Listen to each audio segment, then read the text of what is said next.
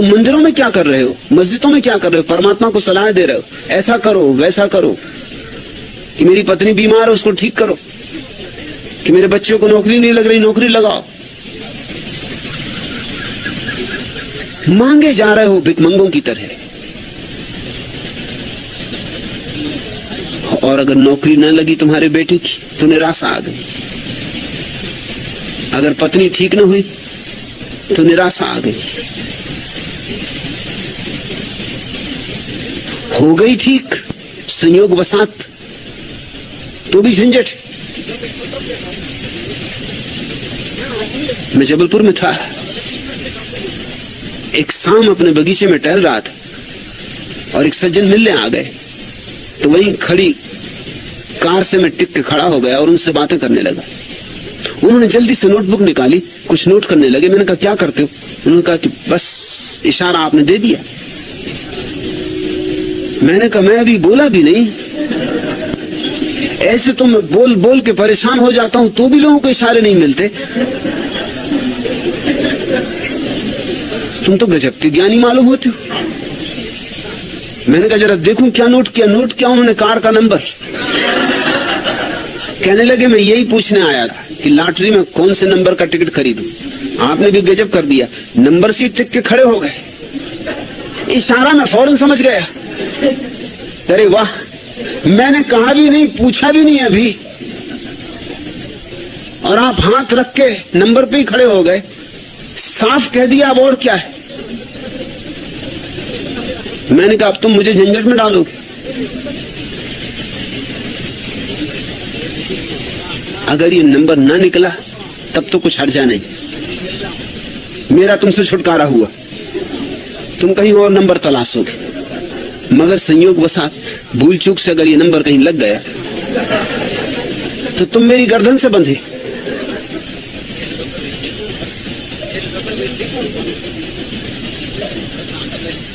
लोग वासनाओं से भरे, तृष्णाओं से भरे,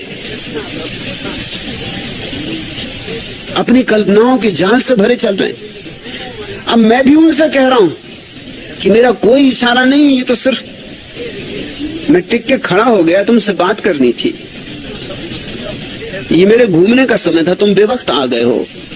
गाड़ी पास थी तो टिक के खड़ा हो गया हूं, मुझे क्षमा करो, गलती हो गई। मगर वो मेरी सुनने को राजी नहीं। वो तो जल्दी से नमस्कार किए और चलते बने। उन्होंने कहा कि बस चलता हूं, बात हो गई। वासनाओं से भरा हुआ आदमी वही देखता है जो देखना चाहता है, वही सुनता है जो सुनना चाहता है। वासनाएं उसे वह नहीं देखने देती जो है, वह नहीं देखने देती जो चारों तरफ मौजूद है। वासनाएं उसे छोटा सा जगत देखने देती, और वो जगत भी उसका अपना निर्मित होता है।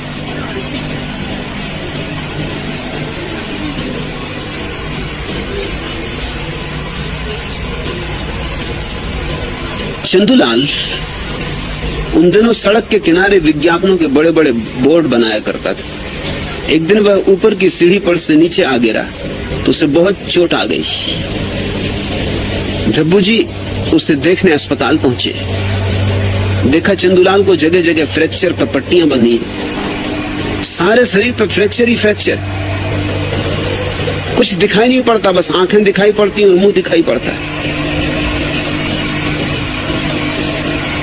डब्बू जी को बहुत दुख हुआ और कहा कि बहुत दुखी हूं, तुम्हें बहुत दुख हो रहा होगा।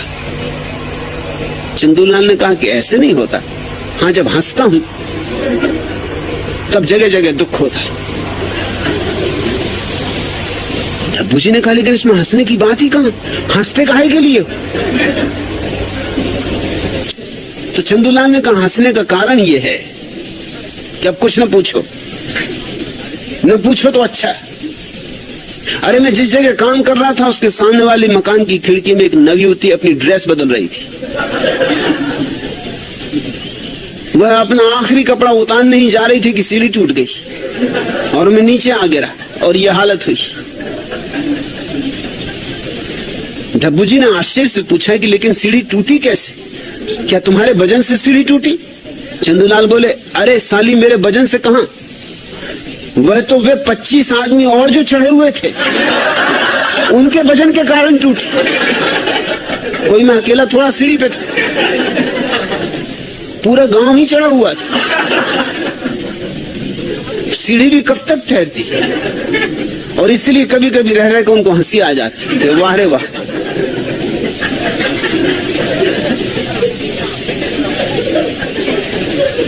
लोग जो देख रहे हैं, लोग जो सुन रहे,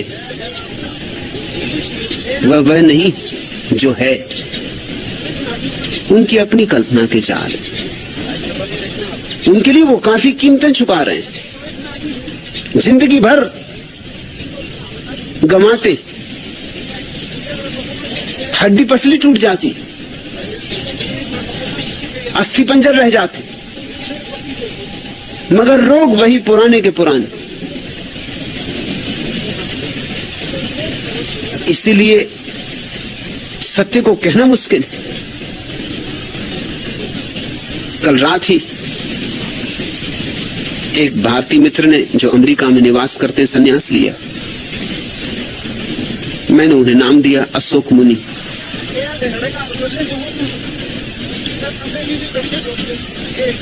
उनसे मैंने कहा, अशोक शब्द बुद्ध का शब्द है। बुद्ध के पहले ज्ञानी अशोक की बात नहीं करते थे, आनंद की बात करते थे। आनंद का अर्थ होता है विधायक, और अशोक का अर्थ होता है दुख नहीं, नकारात्मक। बुद्ध को मजबूरी में अशोक की बात करनी पड़ी कि लोग ये सुन के कि परमात्मा सच्चिदानंद है, उसके प्रति ही वासना करने लगे। आनंद है तो पाके रहेंगे। आनंद शब्द उनके भीतर गुदगुदी उठाने लगा। आनंद शब्द उनकी लाट टपकाने लगा। आनंद शब्द पर उनका लोभ लगने लगा, वासना जगने लगी। आनंद है तो पाके रहेंगे। आनंद से उन्होंने समझा कि महासुख, अनंत सुख, सुख ही सुख, जिसमें दुख बिल्कुल नहीं बचा, ऐसा। तो फिर दौड़ पड़े लोग। मगर आनंद की शर्त ही यही कि जब तक वासना है तब तक उपलब्ध नहीं होता। परमात्मा ने भी खूब उल्टी शर्तें लगा रखी कि जब तक दौड़ोगे, जब तक वासना करोगे, तब तक आनंद उपलब्ध नहीं होगा। अब लगी फांसी। और आनंद चाहिए, मगर चाहिए तो मिलेगा नहीं। आनंद मिलता है उनको जिन्हें कुछ भी नहीं चाहिए, जो कहते चाय ही गई, जिनके भीतर चाह का तूफान अंदर नहीं रह जाता, उनको आनंद मिलता है। लोग सोचते हैं परमात्मा तक को धोखा दे देंगे। वो कहते चलो यही सही, चलो चाह ही छोड़ देंगे। अगर चाह छोड़ने से ही आनंद मिलता हो तो हम इसके लिए भी राजी। मगर भीतर उनके भाव अब भी वही, मिलना चाहिए आनंद। चाह छोड़ने तक को राजी। मुझसे लोग पूछते हैं तब पक्का है कि मिलेगा? हम चाह भी छोड़ देंगे। मगर कहां चाह छोड़ रहे हो तुम तो चाह को पक्का किए ले रहे हो। पक्का है मिलेगा, चलो ये भी करेंगे। अगर चाह छोड़नी तो ये शर्त भी पूरी कर देंगे। मगर ऐसा आदमी बीच बीच में आंख खोल कर देखता रहेगा, अभी तक मिला नहीं। चाह की चाह गई और आनंद का कुछ पता नहीं। अब कितनी देर और लगेगी? मगर ये बीच बीच में आंख खोल कर देखना ही बता देगा कि अभी चाह उतनी की उतनी मौजूद है जितनी पहले थी, छिप के मौजूद है। बुद्ध के पहले उपनिषदों ने परमात्मा की सीधी विधायक व्याख्या की थी, सच्चिदानंद, वह परम आनंद। बुद्ध ने परिभाषा बदल दी। देखा कि लोग समझे नहीं उसे, लोगों ने गलत समझा, लोगों ने आनंद को ही अपना लक्ष्य बना लिया। बुद्ध ने कहा परम अवस्था का केवल इतना ही अर्थ है कि वहां दुख नहीं। सुख की मत बात करो, सिर्फ दुख नहीं। इस भेद को जरा समझना। अगर कोई कहे कि वहां परम आनंद है तो एकदम उत्साह उठती है, उमंग उठती कि पालें। और कोई कहे कि वहां दुख नहीं है तो दिल बैठ जाता है कि दुख नहीं, बस इतना ही। कुछ और बताएं, मिलेगा क्या? बुद्ध कहते हैं मिलेगा यही कि दुख नहीं, दुख निरोध। बुद्ध ने शब्द उपयोग किया दुख निरोध, कि वहां दुख न रह जाएंगे। दोनों में बड़ा फर्क हो गया। बात एक ही थी, मगर वासनाग्रस्त लोगों बुद्ध की बात नहीं जमी। आज भी वे उपनिषद दोहराए जा रहे हैं और बुद्ध को तो कब का भुला चुके। भारत से तो बुद्ध की जड़ें उखाड़ के फेंक दी। हालांकि बुद्ध ने जो किया था वो महत्कारी था, बहुत अद्भुतकारी था। बुद्ध ने चेष्टा की थी कि तुम्हारे भीतर वासना को बिल्कुल ही काट दिया जाए ताकि तुम्हें आनंद मिल जाए, मगर तुम चूक गए। तुम बुद्ध से चूके, तुम बुद्धों से चूकते रहे हो,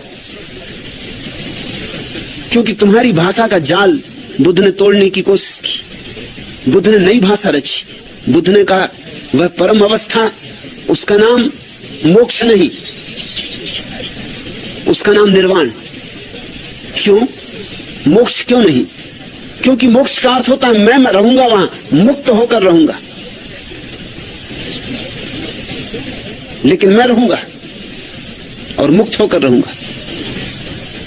लेकिन जब तक मैं है तब तक कहां मुक्ति? मुक्ति तो तभी है जब मैं गया।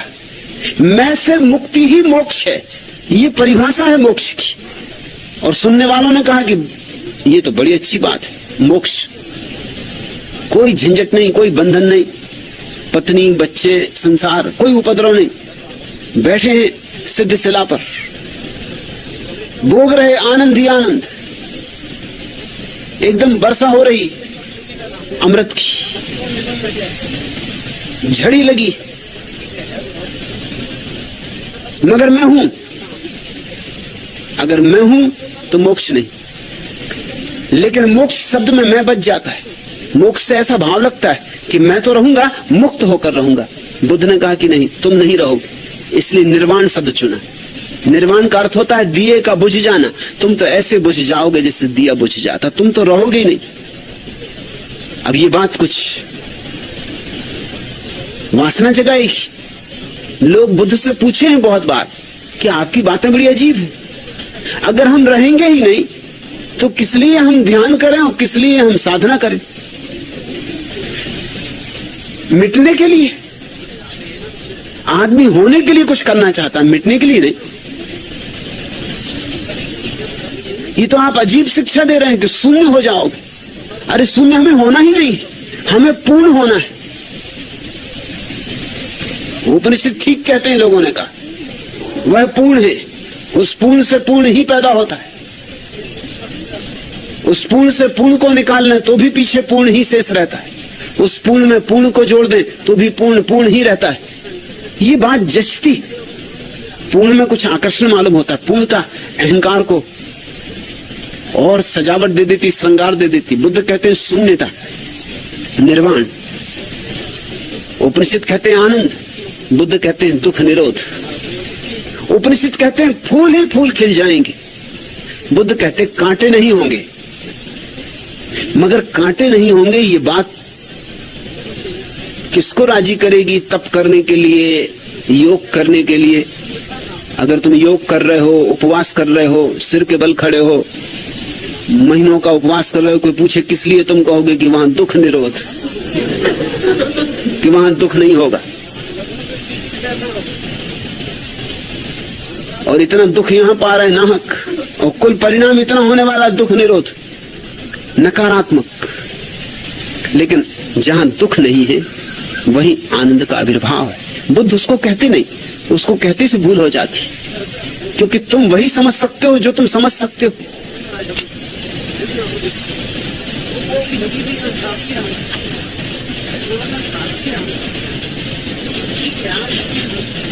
एक सिनेमा गृह में अच्छी फिल्म लगी हुई थी।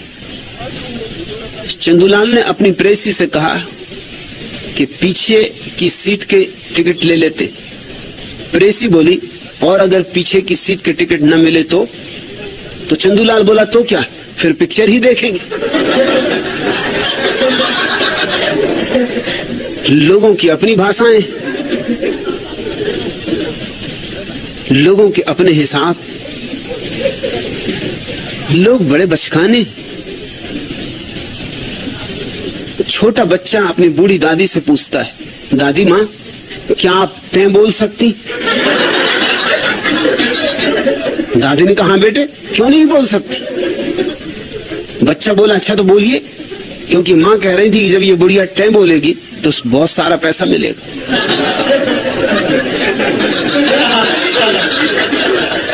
लेकिन बच्चे को क्षमा किया जा सकता है।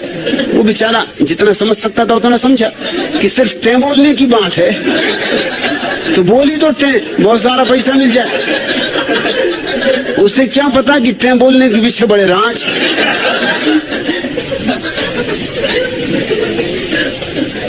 लेकिन बड़े बड़ों की भी गति यही है, न तो तुमसे जो कहा जाता है वह तुम समझते हो, न तुम जो देखते हो वह तुम समझते हो। जब तक मन है तब तक तुम सब कुछ विकृत कर लोगे। मन से मुक्त होकर ही सत्य दिखाई पड़ना शुरू होता, तब ये संसार अद्भुत है। तब ये संसार माया नहीं, माया इसे तुम्हारे मन ने बनाया है। माया का जाल तुम्हारे मन ने इस पे फैलाया है।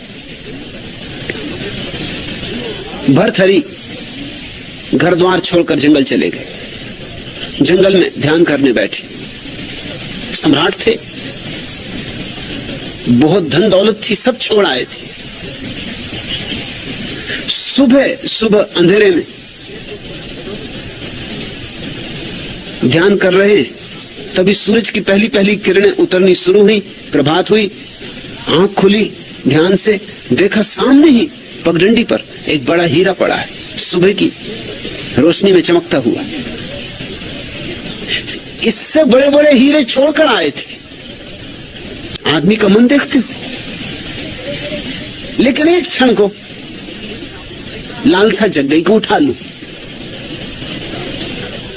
चौंक गए, संभल गए, नहीं उठाया, मगर एक क्षण को वासना ने घेर लिया।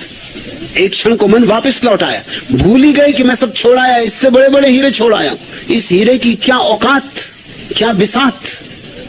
मेरे पास खजाने थे जिनमें हीरे हीरे भरे थे, इनको छोड़ के आया हूं और इस हीरे को, रास्ते पे पड़े हुए हीरे को उठाने की इच्छा उठ रही, इसलिए घर छोड़कर आया हूं, महल छोड़कर आया हूं। मगर एक क्षण को वासना पकड़ ली। वासना इतनी तीव्रता से पकड़ती है, इतनी गतिमान है। कहते हैं प्रकाश की गति बहुत तेज होगी, मगर वासना के मुकाबले नहीं। कहते हैं वैज्ञानिक कि प्रकाश एक सेकंड में 1,86,000 मील चलता है,